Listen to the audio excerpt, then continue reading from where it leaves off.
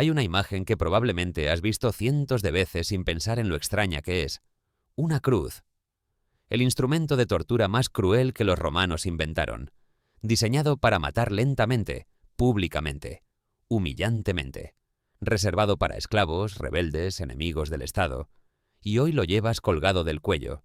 Lo ves en hospitales, escuelas, parlamentos, banderas nacionales. Es el símbolo más reconocible de la civilización occidental. ¿Cómo es posible que el logo de una ejecución romana se convirtiera en el emblema de una religión que conquistaría imperios? Esa es la historia que vamos a contar hoy. No es una historia simple, no es una historia de buenos contra malos. Es una historia de poder, de fe, de cálculo político y de transformaciones que nadie pudo prever. Es la historia de cómo un pequeño grupo de seguidores de un predicador ejecutado pasó de esconderse en catacumbas a sentarse en tronos. De cómo el imperio que los persiguió terminó arrodillándose ante ellos.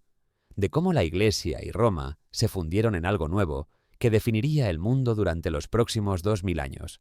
Y es una historia que te afecta directamente, aunque no seas religioso, aunque no te interese la historia antigua, porque el calendario que usas, las leyes bajo las que vives, las instituciones que te gobiernan, las ideas que consideras normales, todo eso tiene raíces en lo que ocurrió entre el siglo I y el siglo V en las orillas del Mediterráneo. Antes de continuar, si este tipo de contenido te interesa, ya sabes, suscríbete, dale al like y déjame en los comentarios qué periodo de la historia te gustaría explorar en próximos videos. Tu participación hace posible que sigamos creando estos viajes al pasado. Ahora, prepárate, porque vamos a retroceder casi 2000 años, a un mundo donde los dioses eran muchos y los emperadores eran divinos, donde el Mediterráneo era un lago romano y las legiones mantenían la paz con hierro y sangre, a un mundo que estaba a punto de cambiar para siempre. Cierra los ojos por un momento, respira, y cuando los abras, estarás en una callejuela polvorienta de Jerusalén, en el año 33 de nuestra era. El sol de Judea te golpea sin piedad. Hueles incienso de los templos cercanos, estiércol de burro, el sudor de cientos de peregrinos que han venido a celebrar la Pascua. Y en algún lugar cercano, en una colina llamada Gólgota, 3 cruces se alzan contra el cielo. En la del centro, un hombre agoniza. Nadie sabe todavía que ese momento dividirá la historia en 2. Comencemos. Para entender lo que está a punto de ocurrir, necesitas comprender el mundo en el que el cristianismo nació. El Imperio Romano del siglo I era la superpotencia absoluta del mundo mediterráneo. Desde las nieblas de Britania hasta los desiertos de Arabia, desde las selvas de Germania hasta las arenas del Sahara, Roma dominaba. Más de 60 millones de personas vivían bajo su autoridad. Una red de calzadas de más de 80.000 kilómetros conectaba las provincias. Un solo sistema legal, una sola moneda, una sola lengua de comercio unificaban territorios que antes habían sido mundos separados. Y en el corazón de ese imperio había una pequeña provincia problemática llamada Judea. Los judíos eran diferentes. En un mundo donde cada ciudad tenía sus dioses, donde cada pueblo adoraba a sus ancestros divinos, donde los emperadores recibían culto como seres semidivinos, los judíos insistían en que solo había un Dios invisible, sin imagen, celoso, que prohibía adorar a cualquier otro. Roma, pragmática como siempre, había llegado a un acuerdo incómodo. Los judíos estaban exentos del culto imperial. Podían practicar su religión extraña siempre que pagaran sus impuestos y no causaran problemas. Pero Judea siempre causaba problemas. Mesías, profetas, líderes carismáticos que prometían liberación del yugo romano. Cada pocas décadas, algún visionario reunía seguidores, proclamaba que el reino de Dios estaba cerca y terminaba crucificado junto con sus discípulos más cercanos. Jesús de Nazaret fue uno más de estos. Visualiza la escena. Un predicador itinerante de unos 30 años, de origen humilde, que habla en parábolas y realiza supuestas curaciones. Reúne a un grupo de seguidores, principalmente pescadores y campesinos de Galilea. Entra en Jerusalén durante la Pascua, cuando la ciudad está llena de peregrinos y la tensión es máxima. Causa un disturbio en el templo. Es arrestado por las autoridades judías, entregado al prefecto romano y ejecutado por sedición. Crucifixión. el castigo estándar para rebeldes y esclavos. Para Roma era un caso rutinario, un agitador más eliminado, fin de la historia. Excepto que no fue el fin. Algo ocurrió después de la crucifixión que transformó a un grupo de seguidores aterrorizados en predicadores que desafiaban a la muerte. Los evangelios hablan de resurrección, de apariciones, de una tumba vacía. Los historiadores seculares debaten qué pudo haber ocurrido realmente. ¿Alucinaciones colectivas? ¿Una elaboración mitológica posterior? ¿Un cuerpo robado? No vamos a resolver ese debate aquí. Lo que importa para nuestra historia es el efecto. Los discípulos de Jesús no se dispersaron. Se reunieron en Jerusalén. Comenzaron a predicar que su maestro había resucitado, que era el Mesías prometido, que pronto volvería a establecer su reino. Y luego hicieron algo que cambió todo. Empezaron a aceptar gentiles. Este fue el giro crucial. El cristianismo primitivo podría haberse quedado como una secta judía más, una variante del mesianismo que esperaba la liberación de Israel. Pero un judío de Tarso llamado Pablo tuvo una visión diferente. Pablo nunca conoció a Jesús en vida. De hecho, había perseguido a los primeros cristianos. Pero tras una experiencia de conversión que él describió como un encuentro con el Cristo resucitado, se convirtió en el misionero más incansable de la nueva fe. Y Pablo tenía una idea revolucionaria.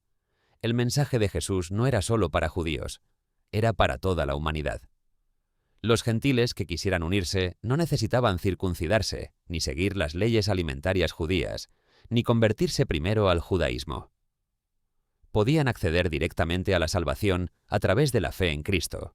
Esta decisión, tomada en concilios tensos, donde Pablo se enfrentó a los discípulos originales de Jesús, abrió las puertas del cristianismo al mundo romano, y el mundo romano estaba preparado para recibirlo. Porque bajo la superficie de los templos de mármol y los sacrificios oficiales había hambre espiritual. Los cultos tradicionales romanos eran transaccionales. Ofrecían sacrificios a los dioses a cambio de favores concretos. No prometían salvación personal, ni vida después de la muerte, ni un sentido profundo de la existencia. El cristianismo ofrecía todo eso.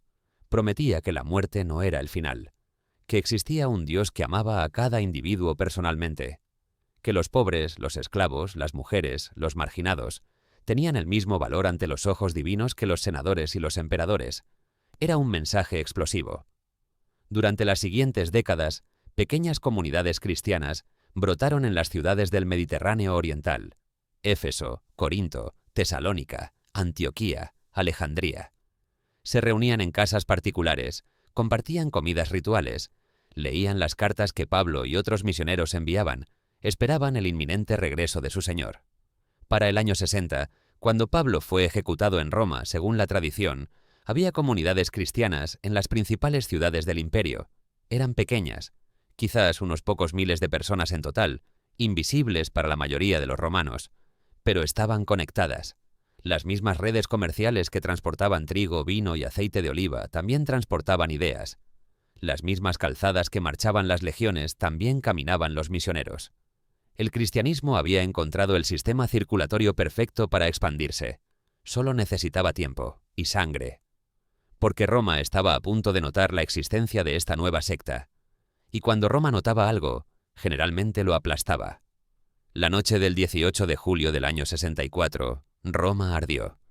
El incendio comenzó en los almacenes cerca del Circo Máximo y se extendió durante 6 días. Cuando las llamas finalmente se extinguieron, 10 de los 14 distritos de la ciudad habían sido dañados. 3 estaban completamente destruidos. Visualiza el caos. Cientos de miles de personas huyendo con lo que podían cargar. El humo visible a kilómetros de distancia. Los gritos de los atrapados en edificios colapsados. El rugido del fuego devorando siglos de historia. El emperador Nerón estaba en su villa de Antium cuando comenzó el incendio. Regresó a Roma y, según algunas fuentes, organizó operaciones de rescate y abrió sus jardines a los refugiados. Pero los rumores comenzaron inmediatamente. Había sido Nerón. Había incendiado la ciudad para reconstruirla según sus megalómanos planes arquitectónicos. Había tocado la lira y cantado sobre la caída de Troya mientras Roma se convertía en cenizas. Nerón necesitaba un chivo expiatorio. y encontró uno perfecto. El historiador romano Tácito, escribiendo unas décadas después, lo describe así: para acabar con los rumores, Nerón presentó como culpables y sometió a los más rebuscados tormentos a los que el vulgo llamaba cristianos, odiados por sus infamias. Esta es la primera mención de los cristianos en la historiografía romana. Y es una mención de persecución. ¿Qué sabían los romanos de los cristianos en el año 64? Muy poco. Los confundían frecuentemente con los judíos, de quienes se habían separado hacía poco. Sabían que se reunían en secreto, que compartían comidas rituales, que hablaban de comer el cuerpo y beber la sangre de su Dios. Esos rumores, malinterpretaciones del ritual de la Eucaristía, generaban sospechas de canibalismo. También sabían que se negaban a participar en los cultos públicos. No quemaban incienso ante las estatuas de los dioses. No asistían a los festivales religiosos que estructuraban la vida cívica romana. No juraban por el genio del emperador. En una sociedad donde la religión y el Estado estaban completamente entrelazados, esto era intolerable. Los romanos no perseguían a los cristianos por sus creencias privadas. Roma era notablemente tolerante con las religiones extranjeras, siempre que sus practicantes también participaran en los cultos oficiales. El problema era la exclusividad cristiana, la negativa a adorar a cualquier otro dios, la insistencia en que todos los demás dioses eran demonios o ilusiones. Esta actitud se llamaba ateísmo en el vocabulario romano, no porque los cristianos no creyeran en ningún dios, sino porque rechazaban a los dioses que mantenían unida la sociedad. Tras el incendio de Roma, Nerón desató una persecución brutal pero localizada. Los cristianos de Roma fueron arrestados, torturados para obtener nombres de otros cristianos y ejecutados de formas diseñadas para el espectáculo público. Tácito describe las ejecuciones con horror contenido. A su muerte se añadieron escarnios. Cubiertos de pieles de fieras, eran despedazados por perros, o crucificados, o destinados a las llamas, y cuando el día terminaba, ardían como antorchas nocturnas. Estas son las antorchas de Nerón, que iluminaban sus jardines durante las noches de verano. Según la tradición cristiana, tanto Pedro como Pablo murieron durante esta persecución. Pedro crucificado cabeza abajo, porque se consideró indigno de morir como su maestro. Pablo decapitado, privilegio reservado a los ciudadanos romanos. Es importante ser precisos aquí. La persecución de Nerón fue intensa pero breve y limitada a Roma, ¿no? Hubo una política imperial sistemática contra los cristianos durante el siglo I. Las comunidades cristianas de otras ciudades continuaron existiendo, creciendo incluso, relativamente sin molestias. Pero un precedente se había establecido. Los cristianos podían ser perseguidos. Eran legalmente vulnerables. En cualquier momento, un gobernador provincial, un emperador con problemas políticos o una turba enfurecida podían desatar la violencia contra ellos. Durante los siguientes 250 años, las persecuciones fueron intermitentes, localizadas y a menudo impredecibles. El emperador Trajano, en una famosa carta al gobernador Plinio el Joven, alrededor del año 112, estableció la política oficial. No había que buscar activamente a los cristianos, pero si eran denunciados y se negaban a sacrificar a los dioses, debían ser ejecutados. Era una posición ambigua. No una persecución activa, pero sí una espada de Damocles permanente. Bajo Marco Aurelio, el emperador filósofo, hubo persecuciones en Lyon y Vienne, en la Galia. Los relatos de los mártires de Lyon son estremecedores. Torturas prolongadas, ejecuciones públicas en el anfiteatro, cuerpos arrojados a los perros. Bajo Decio, a mediados del siglo III, hubo el primer intento de persecución verdaderamente imperial y sistemática. Todos los habitantes del imperio debían sacrificar a los dioses y obtener un certificado que lo probara. Quienes se negaban eran ejecutados. Y bajo Diocleciano, a principios del siglo IV, vino la gran persecución, la más larga y devastadora de todas. Iglesias destruidas, escrituras quemadas, clérigos arrestados, cristianos que se negaban a sacrificar ejecutados por miles. Visualiza lo que significaba ser cristiano en esos momentos. Nunca sabías cuándo vendría el golpe. Un vecino resentido podía denunciarte. Un cambio de emperador podía significar tu muerte. Vivías con la conciencia constante de que tu fe podía costarte todo. Y sin embargo, el cristianismo seguía creciendo. Cada persecución parecía fortalecerlo. Cada mártir se convertía en símbolo. Cada ejecución pública demostraba que había algo por lo que valía la pena morir. Roma no entendía lo que estaba pasando, pero estaba a punto de descubrirlo. Hay algo profundamente paradójico en la historia que estamos contando. Las persecuciones romanas, diseñadas para eliminar el cristianismo, terminaron fortaleciéndolo. Cada mártir se convertía en un argumento a favor de la fe que Roma intentaba destruir. ¿Cómo es posible?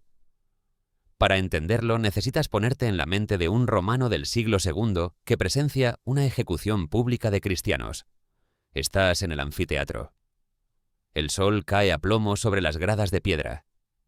El olor a sangre y arena flota en el aire caliente. Abajo, en la arena, un grupo de prisioneros espera. Son cristianos.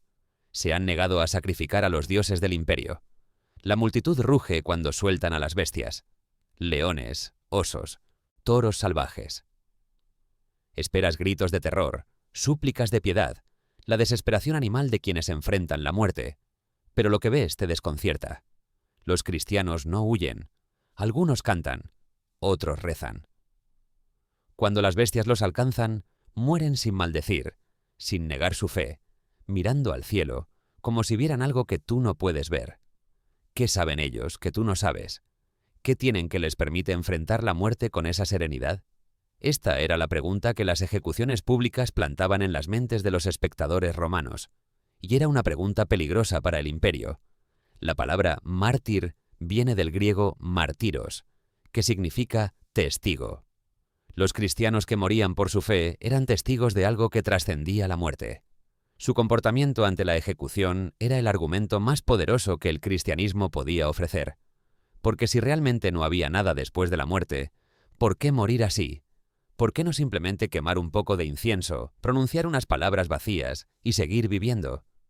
El hecho de que los mártires eligieran la muerte sobre la apostasía demostraba, más que cualquier sermón, que creían absolutamente en lo que predicaban, y la creencia absoluta es contagiosa. Los textos cristianos primitivos están llenos de relatos de martirio que se leen como manuales de propaganda. El martirio de Policarpo, escrito hacia el año 155, describe la muerte de un obispo anciano de Esmirna con detalles diseñados para inspirar y edificar. Cuando el procónsul le ofrece la libertad si maldice a Cristo, Policarpo responde: 86 años le he servido y ningún mal me ha hecho. ¿Cómo puedo blasfemar contra mi rey que me ha salvado? Cuando las llamas de la pira forman un arco alrededor de su cuerpo sin consumirlo, los soldados tienen que rematarlo con una daga. Su sangre apaga el fuego. Un perfume de incienso emana de su cuerpo. ¿Son estos detalles históricamente precisos? Probablemente no. Son elaboraciones hagiográficas diseñadas para magnificar el evento. Pero lo que importa es que fueron creídos y repetidos durante generaciones. Las comunidades cristianas coleccionaban las actas de los mártires como reliquias espirituales. Se leían en las reuniones. Se celebraban aniversarios de las muertes. Los lugares de ejecución se convertían en sitios de peregrinación. Los huesos de los mártires se guardaban como objetos sagrados. El martirio creaba santos, y los santos creaban comunidad, porque una religión que tiene mártires tiene algo que las religiones cómodas no tienen: héroes. Y los héroes inspiran imitación. Visualiza el efecto psicológico en una comunidad cristiana que acaba de presenciar el martirio de uno de sus miembros. El dolor de la pérdida se mezcla con el orgullo. El miedo se transforma en determinación. Si él pudo enfrentar la muerte con dignidad, quizás yo también pueda. Si ella no negó su fe ante las bestias, ¿cómo podría yo negarla ante la presión social? El martirio funcionaba como un filtro de selección brutal. Los cristianos tibios, los que habían aceptado la fe por conveniencia social o curiosidad pasajera, tendían a apostatar cuando llegaban las persecuciones. Los que quedaban eran los convencidos, los comprometidos, los que estaban dispuestos a morir. Y una comunidad de personas dispuestas a morir por sus creencias es extraordinariamente difícil de destruir. Hay datos que ilustran esta paradoja. Se estima que durante la gran persecución de Diocleciano, entre los años 303 y 313, murieron entre 3.000 y 3.500 cristianos. Una cifra terrible en términos humanos, pero minúscula comparada con los varios millones de cristianos que existían para entonces en el imperio. La persecución no podía matar a todos, y cada muerte fortalecía la determinación de los supervivientes. Además, el martirio resolvía un problema teológico incómodo. Los primeros cristianos esperaban el regreso inminente de Cristo, el fin del mundo, el establecimiento del reino de Dios. Cuando eso no ocurrió, cuando la primera generación de creyentes comenzó a morir sin ver la segunda venida, hubo que reinterpretar las expectativas. El martirio ofrecía una solución. Quienes morían por Cristo no tenían que esperar el fin del mundo, iban directamente a la presencia divina. El martirio era un atajo al paraíso. Esta teología del martirio creó, en algunos casos, un entusiasmo por la muerte que perturbaba incluso a los propios líderes cristianos. Hay relatos de cristianos que se entregaban voluntariamente a las autoridades, que provocaban a los magistrados, que buscaban activamente el martirio como forma de santidad instantánea. Ignacio de Antioquía, camino a su ejecución en Roma, alrededor del año 110, escribió a los cristianos romanos pidiéndoles que no intercedieran por él. «Dejadme ser pasto de las fieras, por las cuales me es dado alcanzar a Dios. Trigo soy de Dios, y por los dientes de las fieras he de ser molido, para ser hallado pan puro de Cristo». Es un lenguaje perturbador para sensibilidades modernas, pero revela la intensidad de la fe que el martirio generaba y expresaba. Roma había creado, sin quererlo, una máquina de fabricar santos. Y cada santo era un argumento viviente, o más bien un argumento muriente, a favor de una fe que prometía algo más grande que la muerte. Pero las persecuciones no podían durar para siempre, y cuando terminaron no fue por la victoria de los cristianos. Fue porque un emperador decidió que era mejor tenerlos como aliados que como enemigos. El año 306. El Imperio Romano está en crisis. Desde hace décadas, el sistema de gobierno conocido como la tetrarquía ha intentado estabilizar el poder dividiéndolo entre 4 emperadores, 2 Augustos, 2 Césares, gobernando conjuntamente las vastas extensiones del imperio, pero el sistema ha colapsado en guerra civil. Cuando Constancio Cloro, uno de los Augustos, muere en Britania, sus tropas proclaman emperador a su hijo Constantino. Tiene unos 30 años, es ambicioso, carismático, y ha crecido en las cortes imperiales, observando cómo se gana y se pierde el poder. El problema es que hay otros que reclaman el trono. Durante los siguientes 6 años, Constantino consolida su control sobre las provincias occidentales, Britania, Galia, Hispania. Pero Roma misma está en manos de Magencio, hijo del anterior Augusto Maximiano, que se ha atrincherado en la ciudad con un ejército considerable. En el otoño del año 312, Constantino decide jugárselo todo.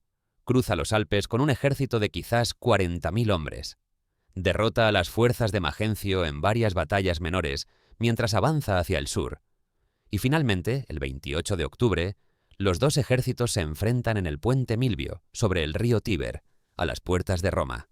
Es aquí donde la historia se mezcla con la leyenda.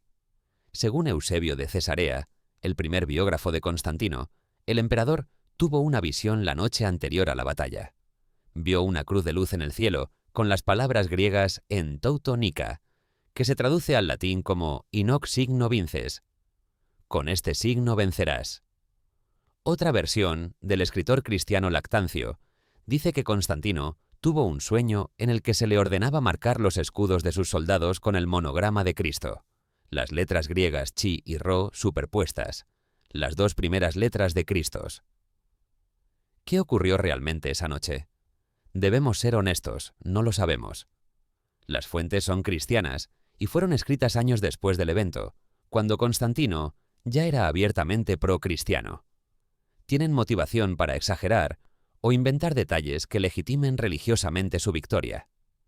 Pero algo ocurrió, algo que Constantino interpretó o decidió interpretar como intervención divina cristiana, y al día siguiente ganó. La batalla del puente Milvio fue decisiva. Magencio murió ahogado en el Tíber cuando el puente de barcas que había construido para la retirada colapsó bajo el peso de sus tropas en fuga. Constantino entró en Roma como conquistador. Visualiza su entrada triunfal. Las calles atestadas de romanos que aclaman al nuevo señor de la ciudad. Las legiones, marchando con sus estandartes.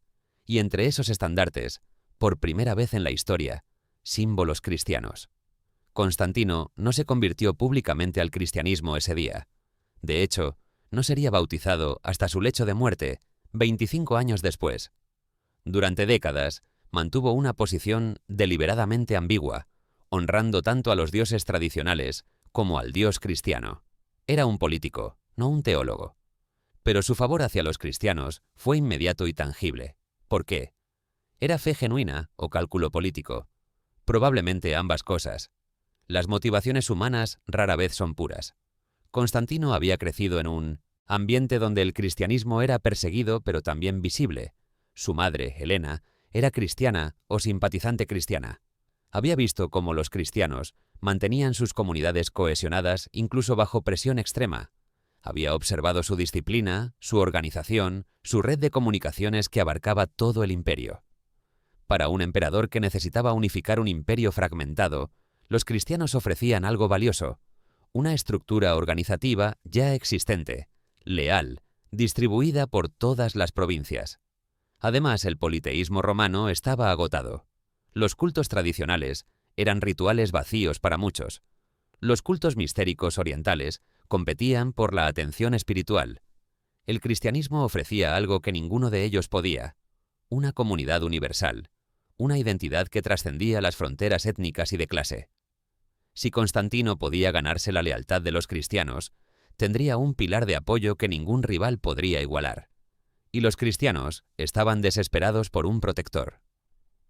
Después de 3 siglos de persecución intermitente, después de la devastación de la Gran Persecución que había terminado apenas unos años antes, la oferta de un emperador amigo era irresistible. El pacto estaba sellado. La Iglesia daría legitimidad espiritual al poder imperial.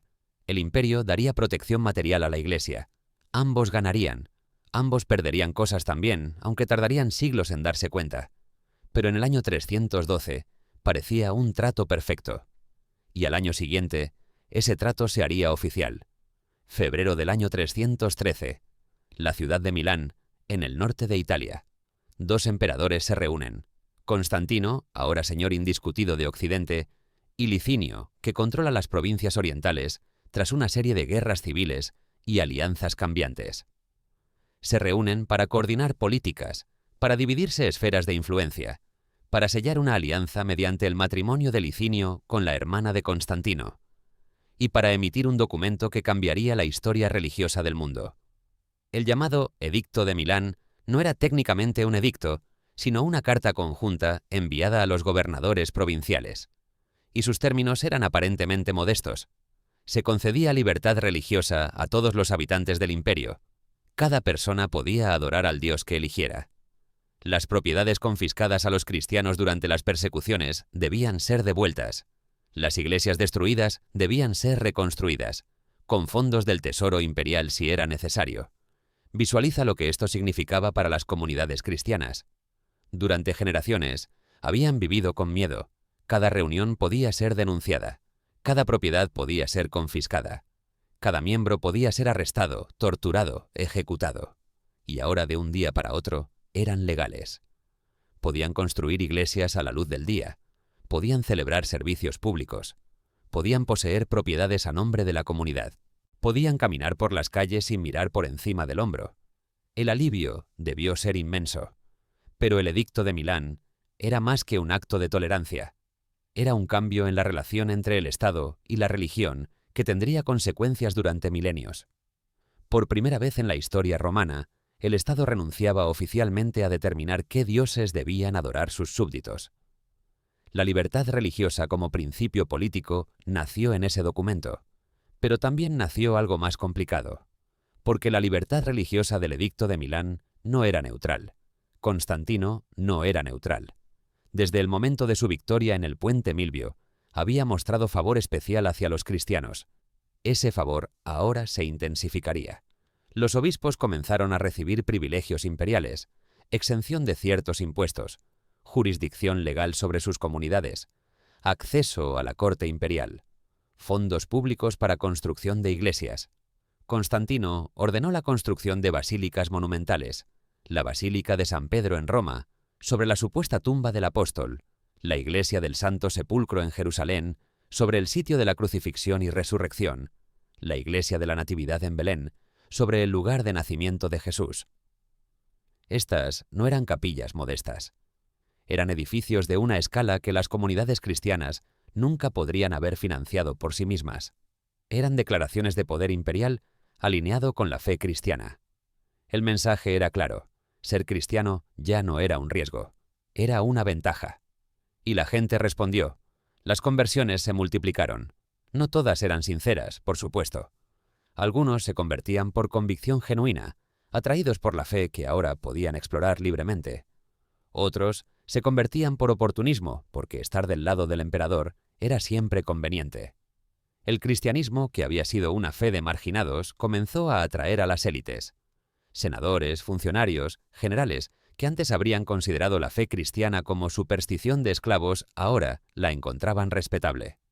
En el año 300, se estima que los cristianos constituían entre el 5 y el 10% de la población del imperio.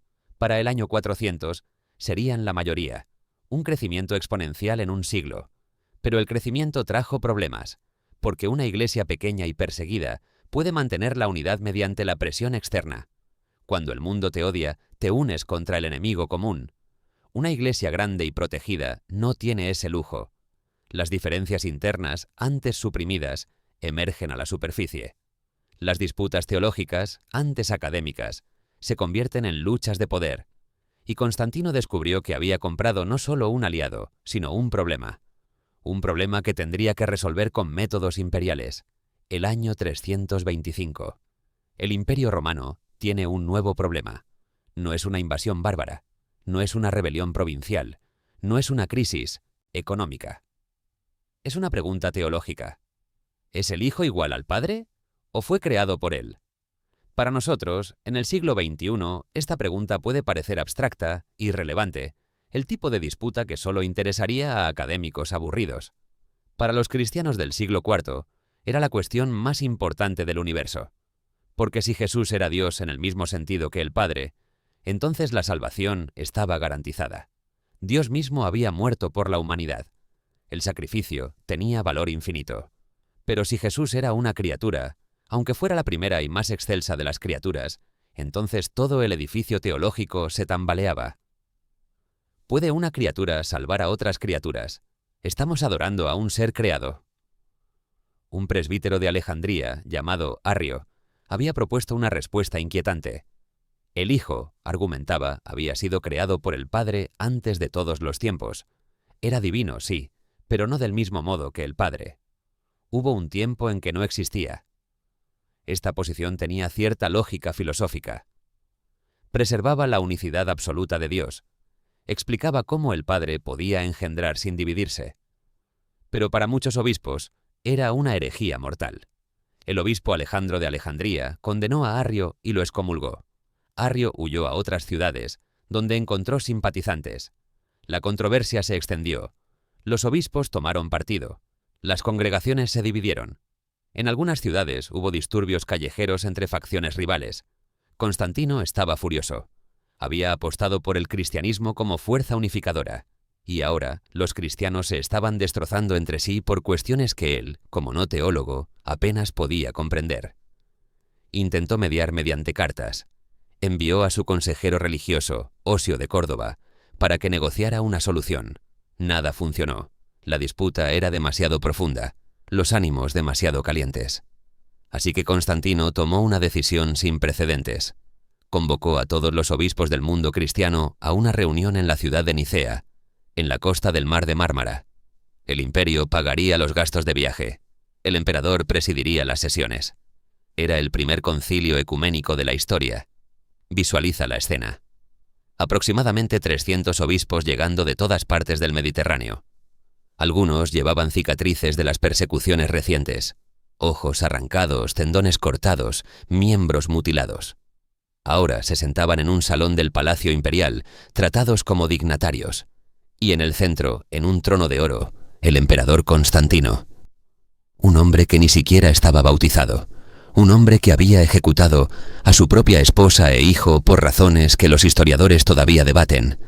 un hombre cuya comprensión del cristianismo era superficial en el mejor de los casos. Y sin embargo, ahí estaba, presidiendo el concilio que definiría la ortodoxia cristiana para los siguientes milenios. Las sesiones duraron aproximadamente 2 meses, de mayo a julio del año 325. Los debates fueron intensos. Arrio defendió su posición. Sus oponentes, liderados por un joven diácono llamado Atanasio, que se convertiría en la figura dominante de la teología del siglo IV, argumentaron que el Hijo era homoousios con el Padre, de la misma sustancia, coeterno, coigual. Constantino intervino personalmente. Presionó a los obispos hacia un consenso. Amenazó con el exilio a quienes no firmaran el credo resultante. El resultado fue el Credo de Nicea, una fórmula que afirmaba la plena divinidad del Hijo, Dios de Dios, luz de luz, Dios verdadero de Dios verdadero, engendrado, no creado, de la misma sustancia que el Padre. Los obispos firmaron, casi todos al menos. Los pocos que se negaron fueron exiliados. El arrianismo fue declarado herejía. Sus libros debían ser quemados, sus seguidores perseguidos. Aquí está la ironía suprema. Una fe que había sido perseguida por el Estado ahora usaba al Estado para perseguir disidentes internos. El modelo quedó establecido. Cuando surgían disputas teológicas, el emperador convocaba concilios. Los concilios definían la ortodoxia. El Estado imponía las decisiones mediante fuerza legal y militar. La fe y el poder se habían fusionado. No era lo que Jesús había predicado en las colinas de Galilea, pero era lo que el cristianismo se había convertido. Y no había vuelta atrás.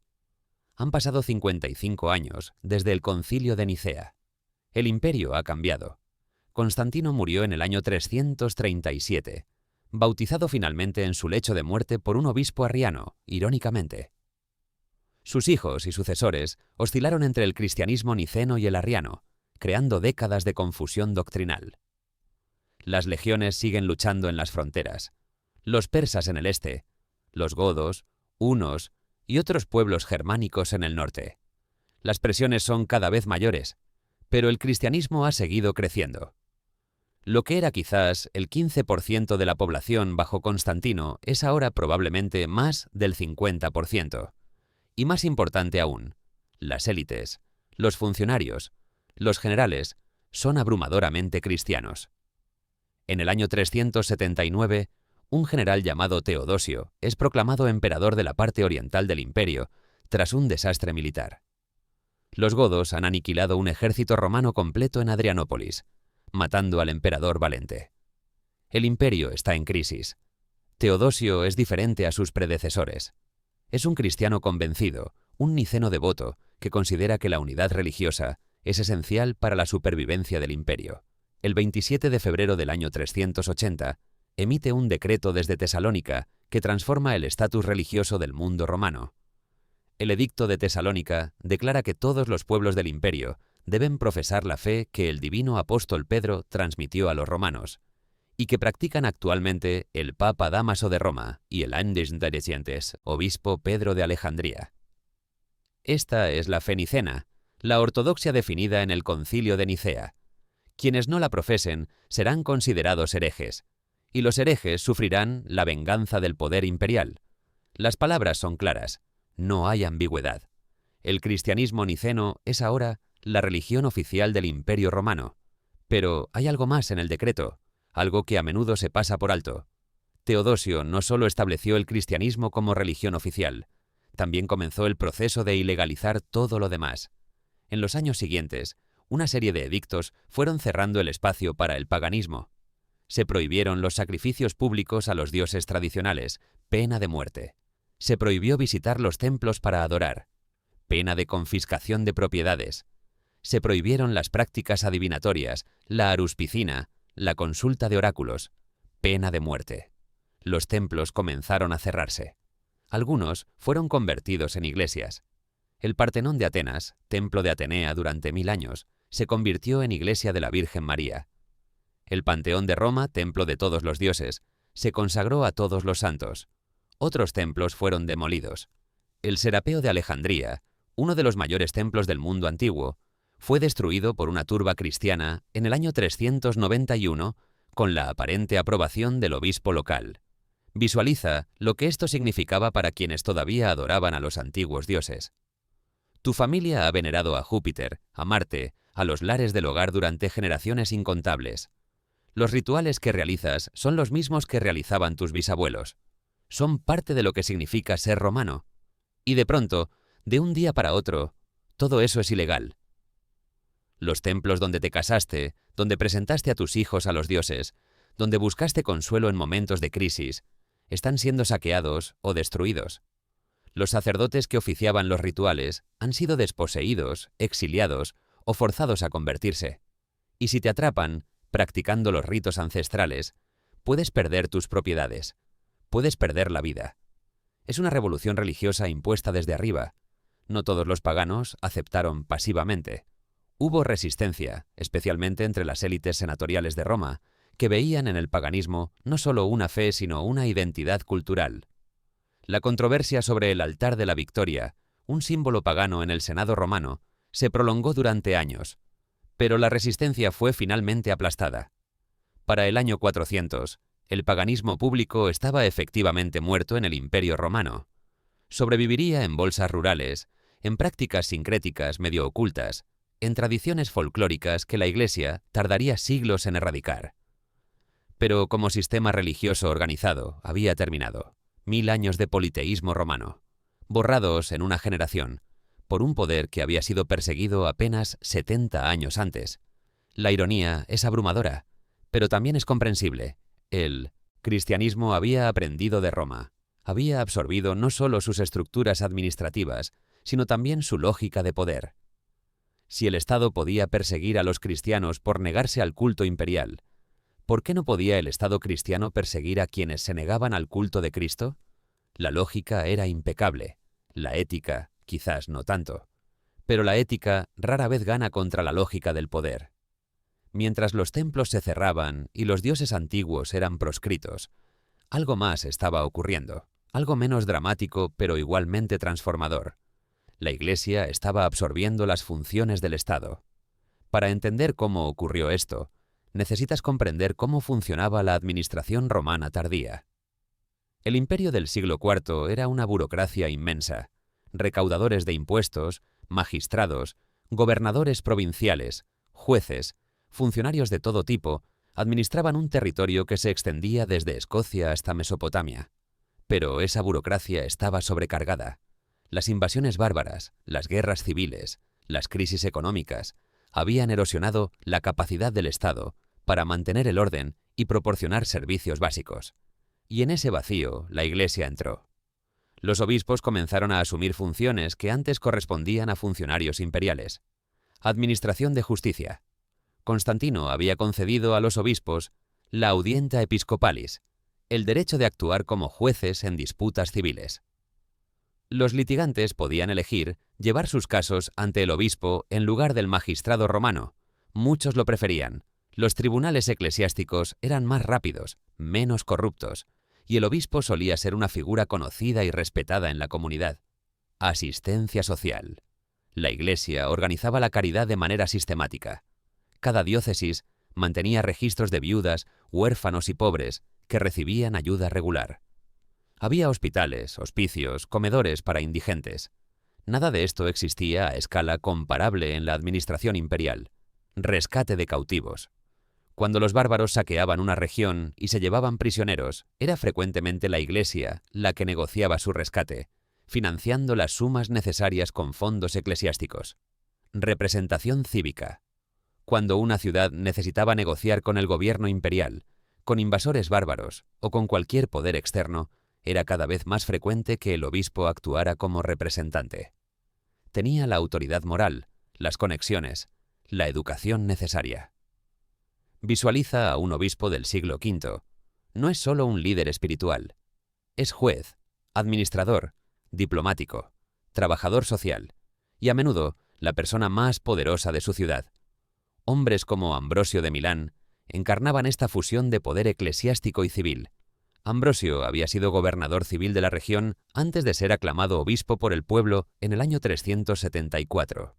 Llevó sus habilidades administrativas al episcopado y no tuvo miedo de enfrentarse al poder imperial.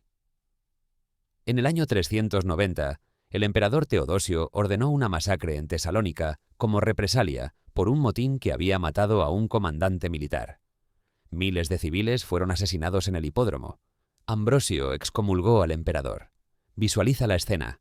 El hombre más poderoso del mundo, comandante de las legiones, señor de millones de súbditos, arrodillado a las puertas de la Catedral de Milán, vestido con ropas de penitente, suplicando el perdón del obispo. Teodosio hizo penitencia pública durante meses antes de que Ambrosio lo readmitiera a la comunión. Era un momento simbólico de importancia incalculable. El poder espiritual había demostrado que podía juzgar al poder temporal. El obispo había prevalecido sobre el emperador. Este precedente definiría las relaciones entre Iglesia y Estado durante el próximo milenio.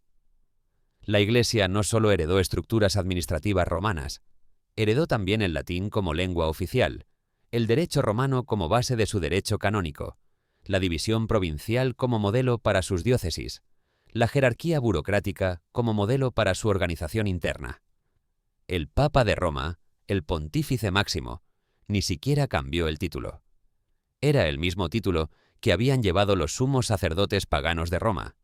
La Iglesia era, en muchos sentidos, la continuación del Imperio Romano por otros medios, y cuando el imperio cayera en Occidente, esa continuidad sería crucial. El siglo V. El mundo romano se desmorona. No fue un colapso súbito, fue una erosión gradual que los contemporáneos apenas percibían, como una casa cuyas vigas se pudren lentamente hasta que un día el techo se derrumba. Las fronteras, que las legiones habían mantenido durante siglos, comenzaron a ceder. Godos, vándalos, hunos, burgundios, francos, anglos, sajones. Pueblos que Roma había contenido o absorbido durante generaciones ahora cruzaban las fronteras en oleadas que nadie podía detener. En el año 410, lo impensable ocurrió.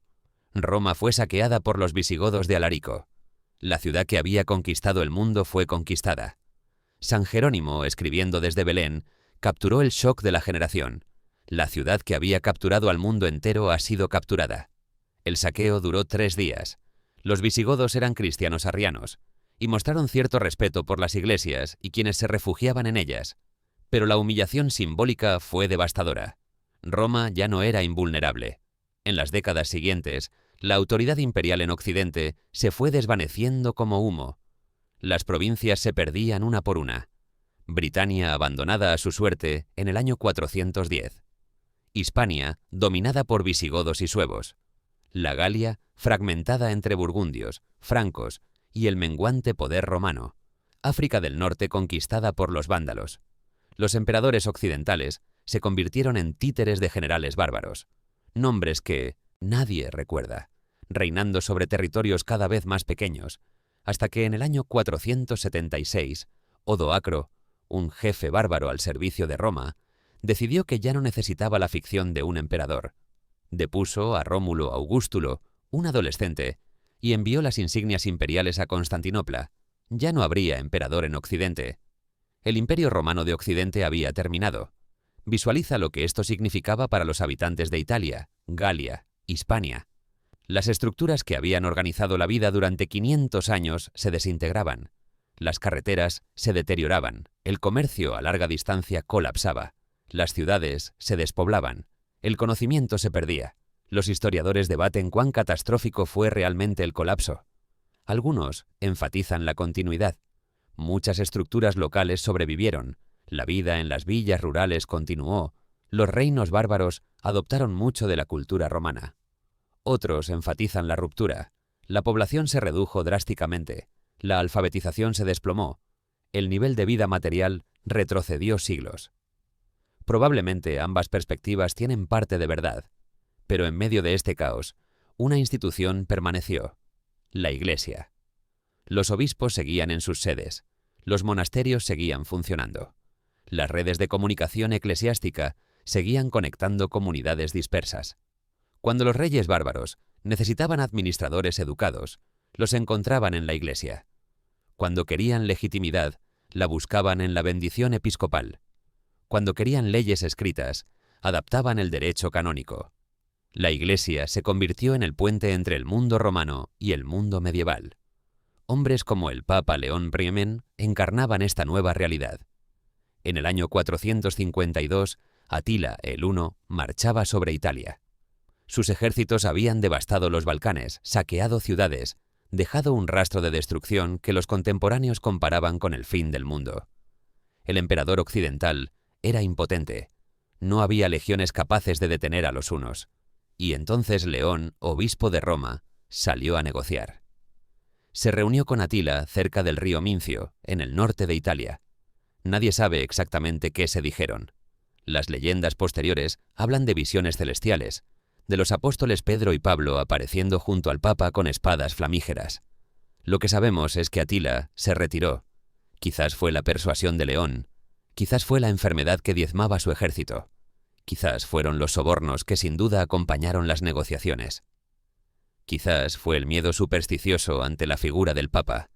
Probablemente fue una combinación de todo, pero el efecto simbólico fue inmenso.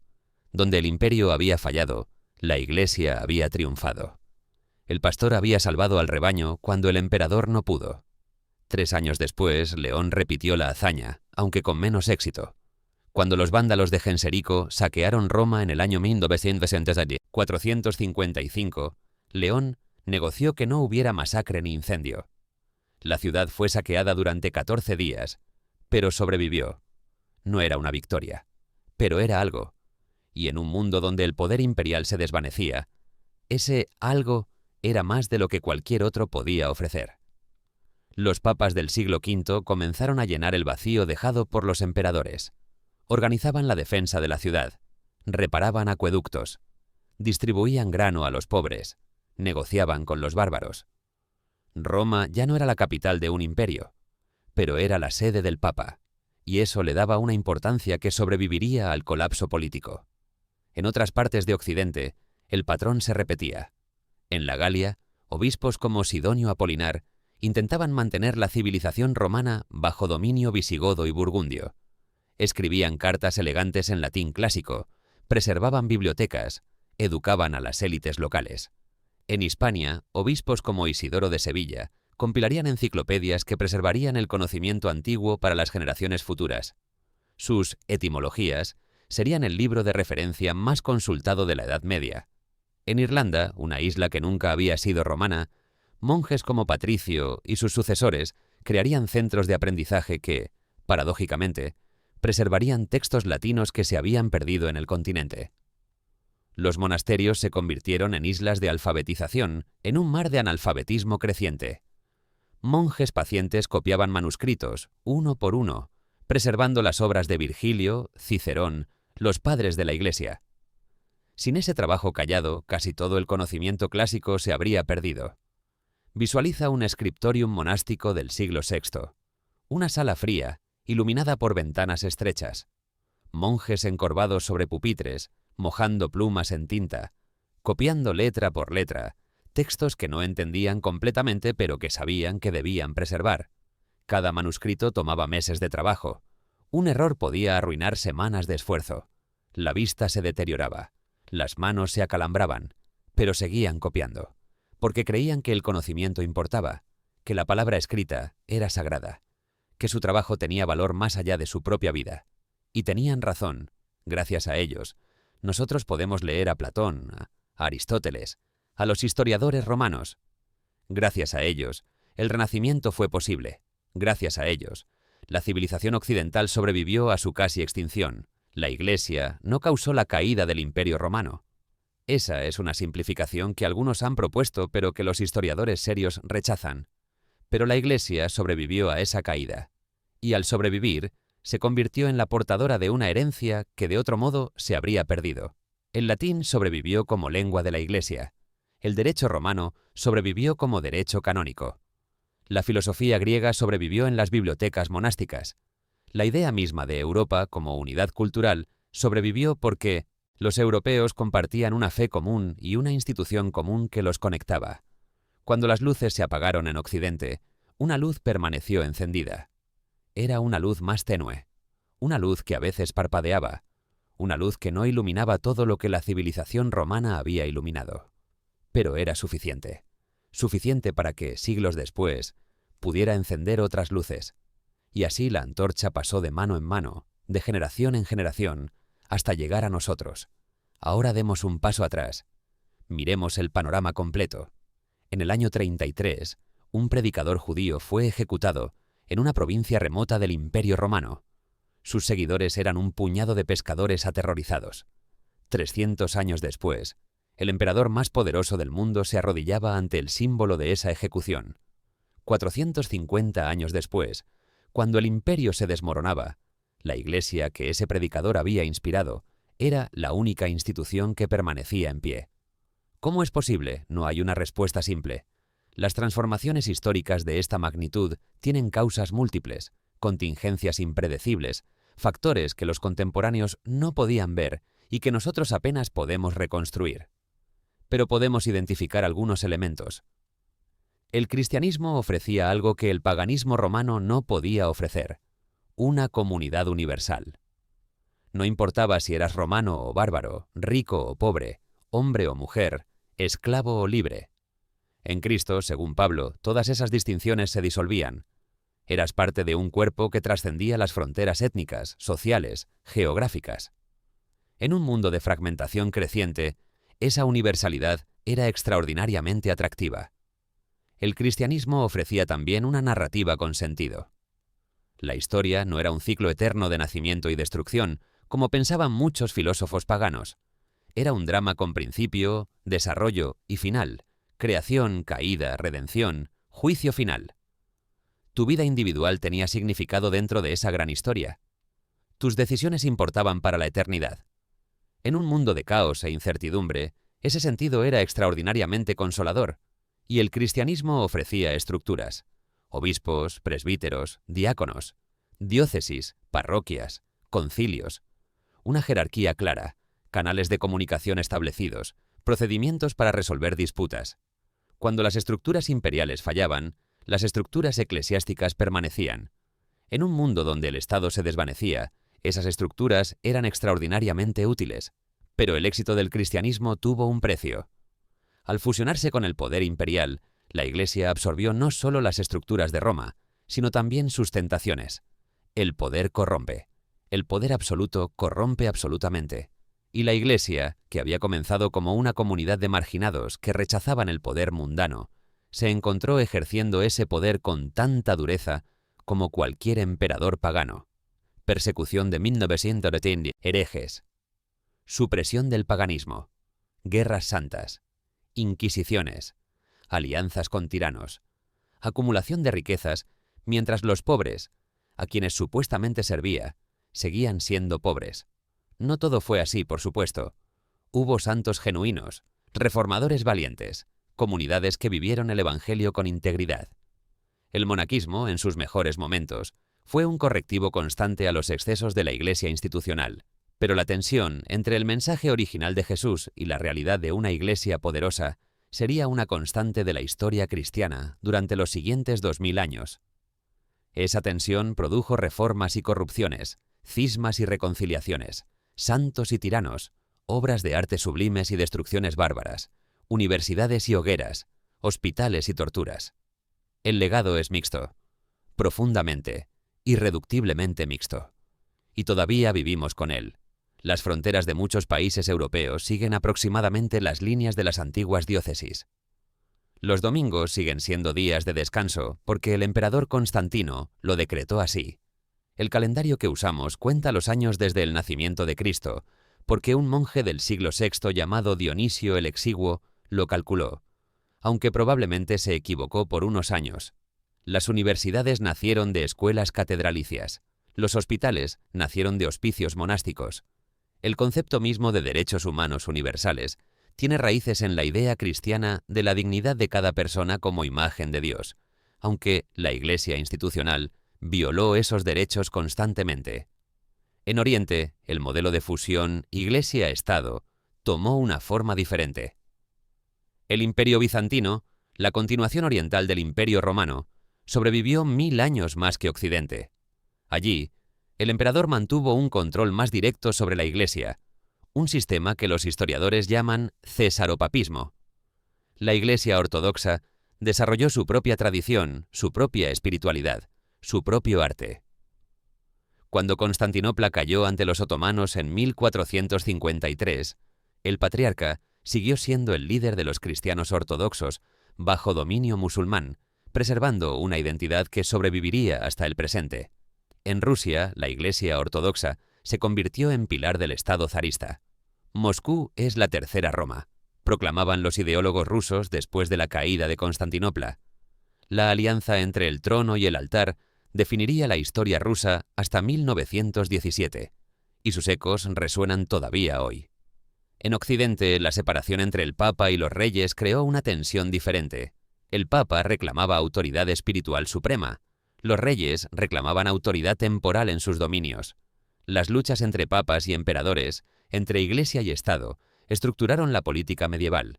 Esa tensión, paradójicamente, puede haber sido beneficiosa, porque ningún poder era absoluto, había espacio para la negociación, para la resistencia, para la libertad. Los filósofos políticos medievales desarrollaron teorías sobre los límites del poder, sobre el derecho de resistencia a los tiranos, sobre la ley natural que obliga incluso a los reyes. Estas ideas, secularizadas, se convertirían en las bases del constitucionalismo moderno, de los derechos humanos, de la democracia liberal. El legado es complejo, demasiado complejo para juicios simples. Lo que sí podemos decir es que la alianza entre la Iglesia y el Imperio Romano no fue un accidente. Fue el resultado de decisiones tomadas por personas concretas en momentos concretos. Constantino decidiendo favorecer a los cristianos. Los obispos aceptando el favor imperial. Teodosio prohibiendo el paganismo. Los papas llenando el vacío dejado por los emperadores. Cada decisión tuvo consecuencias que sus autores no podían prever, y nosotros, 2000 años después, seguimos viviendo con esas consecuencias. Y así llegamos al final de este viaje. Hemos caminado por las calles de la Roma de Nerón, donde los cristianos ardían como antorchas en los jardines imperiales. Hemos estado en el puente Milvio, donde un general vio una cruz en el cielo y decidió cambiar el rumbo de la historia. Hemos presenciado concilios donde obispos debatían la naturaleza de Dios, mientras un emperador no bautizado presidía. Hemos visto templos cerrarse, dioses proscritos, un mundo religioso transformarse en una generación. Hemos visto a obispos convertirse en gobernadores, a papas enfrentar a unos, a monjes copiar manuscritos en scriptoriums oscuros, mientras afuera un mundo se desmoronaba. Es una historia de fe y poder, de idealismo y compromiso, de transformaciones que nadie planeó y que todos vivieron. Los primeros cristianos, reunidos en casas particulares, esperando el inminente regreso de su Señor, no podían imaginar lo que su fe se convertiría. No podían imaginar catedrales góticas, ni cruzadas sangrientas, ni inquisiciones, ni hospitales, ni universidades, ni el arte de Miguel Ángel, ni los horrores de las guerras de religión. Ellos solo creían, solo esperaban, solo trataban de vivir según las enseñanzas de un predicador ejecutado. Y de esa semilla pequeña, plantada en tierra hostil, creció un árbol cuyas ramas cubren todavía gran parte del mundo. ¿Fue bueno? ¿Fue malo? Esa no es una pregunta que la historia pueda responder. La historia describe lo que ocurrió, no lo que debería haber ocurrido. Pero sí podemos decir esto. Fue humano, profundamente, complejamente, contradictoriamente humano. Hubo santos que dieron su vida por los pobres y tiranos que mataron en nombre de Dios. Hubo místicos que alcanzaron alturas espirituales sublimes y fanáticos que cometieron atrocidades impensables. Hubo momentos de luz deslumbrante y abismos de oscuridad terrible, como en toda historia humana, porque eso es lo que somos, criaturas capaces de lo mejor y de lo peor, buscadores de sentido en un universo que no siempre ofrece respuestas claras, constructores de instituciones que a veces nos elevan y a veces nos aplastan. Los cristianos del siglo I que se escondían en catacumbas y los papas del siglo V que negociaban con bárbaros eran, fundamentalmente, personas tratando de encontrar su camino en un mundo incierto, como nosotros. Y quizás esa es la lección más profunda de esta historia, no una lección sobre religión o política o poder, sino una lección sobre la condición humana misma, que construimos más de lo que entendemos, que sembramos semillas cuyas cosechas nunca veremos, que nuestras decisiones tienen consecuencias que se extienden mucho más allá de nuestras vidas, y que, a pesar de todo, seguimos intentándolo, seguimos buscando, seguimos creyendo que nuestras acciones importan. Quizás esa es la verdadera fe que ha movido montañas a lo largo de la historia. No la fe en este o aquel Dios, sino la fe en que lo que hacemos significa algo. Gracias por acompañarme en este viaje. Si te ha hecho pensar, si ha iluminado algún rincón de la historia que no conocías, compártelo. Déjame en los comentarios qué parte te pareció más reveladora, qué preguntas te quedan, qué otros temas te gustaría explorar. Y recuerda, la historia no está muerta, vive en nosotros, en nuestras instituciones, nuestras ideas, nuestras formas de ver el mundo. Conocerla es conocernos. Hasta el próximo viaje.